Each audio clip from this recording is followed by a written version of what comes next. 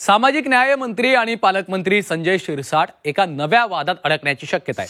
शिरसाट यांनी वेळ नसल्याने चक्क उपोषणकर्त्याला घरी बोलावलं। त्यानंतर या उपोषणकर्त्याला ज्यूस पाजला। कन्नड तालुक्यातील अतिवृष्टीग्रस्त शेतकऱ्यांना नुकसानीबाबत शासनाकडून ठोस मदत मिळावी तर तत्काळ सरसकट कर्जमाफी जाहीर करावी या मागणीसाठी संदीप सेठीनं उपोषण सुरू केलं। तहसीलदारांसह अन्य जिल्हाधिकाऱ्यांनी सेठी यांना उपोषण मागे घेण्यासाठी विनंती केली, परंतु त्यांनी पालकमंत्री संजय शिरसाट जोपर्यंत उपोषणस्थळी येऊन आश्वासन देणार नाहीत तोपर्यंत माघार नाही अशी भूमिका घेतली होती।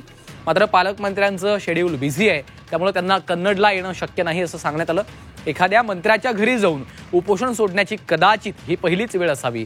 मंत्र्यांना उपोषणकर्त्याकडे जायला वेळ नाही का अशा चर्चा या निमित्तानं सुरू झाल्या। दरम्यान या प्रकारावरून अंबादास दानवे यांनी शिरसाट यांच्यावर हल्लाबोल केलेला आहे।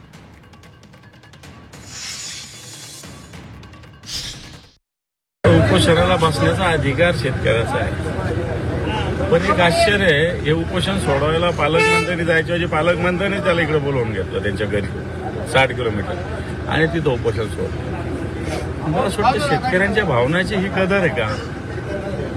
एक तर सोडून आहे ना, बसू द्या त्याला, कोणीतरी दुसरं सोडवेल, कलेक्टर जाईल, तहसीलदार जाईल, पालकमंत्र्याला उपोषण तर सोडवायचं, पण त्यालाच इकडे बोलवून घेतलं। मला असं वाटतं हे अजब उपराठी पद्धत आहे, शेतकऱ्याच्या भावनाशी खेळण्याचा प्रकार आहे।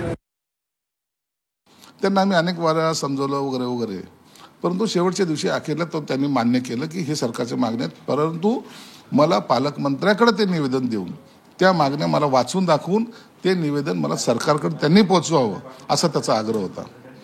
पालकमंत्र्यावर असलेला विश्वास त्यांनी दाखवला आहे, ही घटना आहे। आणि म्हणून पालकमंत्र्यावर जर एखादा माणूस विश्वास दाखवतो, हे माझ्यासाठी मिळालेलं सर्टिफिकेट असंवेदनशील नाही। दरम्यान यावरून उपोषणकर्त्यांची देखील प्रतिक्रिया समोर आलेली आहे। मंत्री साहेबांनी आंदोलनस्थळी यावं अशी इच्छा होती, पण तहसीलदार आम्हाला घेऊन गेले। शेतकऱ्यांची दिवाळी आनंदात जाऊ म्हणून देखील आपण तिकडे गेल्याचं त्यांनी स्पष्ट केलं। आणि प्रशासकीय अधिकारीही माझ्यामुळे दिवाळी साजरी करू शकत नव्हते, तर त्यांनी मला त्याबद्दल मागणी केली की बा उपोषणस्थळी जर पालकमंत्री साहेबांना येण्यासाठी ते व्यस्त असल्यामुळे येऊ शकत नाही, तर आपण जर तोडगा काढत जर त्यांच्याकडे गेलो तर त्याच्यामध्ये काही वावगा आहे का? सर्व शेतकऱ्यांची दिवाळी काळी होऊ नये यामुळे मी तिथे जाण्याचा निर्णय घेतला।